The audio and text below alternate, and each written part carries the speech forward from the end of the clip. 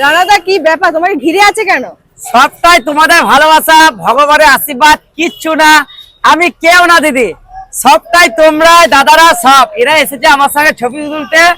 আমার আজকে নিজেকে মানে কি বলবো আমি নিজে বুঝতে পারছি না, মানে আমার এত ভালো লাগছে দাদার ভালোবাসা, এটা আমরা এসেছি।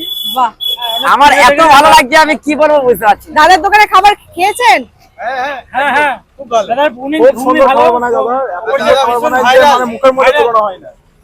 আচ্ছা, মানে এখন কাটুয়াতে আসলে রানা, তাই তো? কাটুয়াতে আসলে শুধু রান্নাদারই না, বাহ, তো কেমন লাগছে এই যে? খুব ভালো লাগছে দিদি, খুবই ভালো লাগছে। কিন্তু ক্রেডিট পুরো তোমাদের, এই দাদাদের, আমার কোনো ক্রেডিট নাই। আমি আগেও বলেছি, এখনো বলছি, ক্রেডিট কিন্তু তোমাদের। আজকে তোমাদের জন্য আমাকে কিন্তু চিনেছি, এই ভালোবাসাটা তোমাদের জন্য পাচ্ছি। এর জন্য অসংখ্য ধন্যবাদ। তোমাদের এই ঋণ আমি জীবনে বলবো না।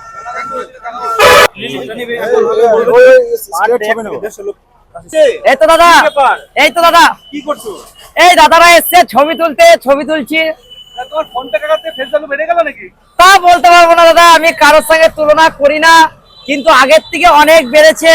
যেখানে যায় লোকে ছবি তোলে। কি সেল না ফেস ভ্যালু? না, ছবি তোলে, অত জানি না, ছবি তোলে।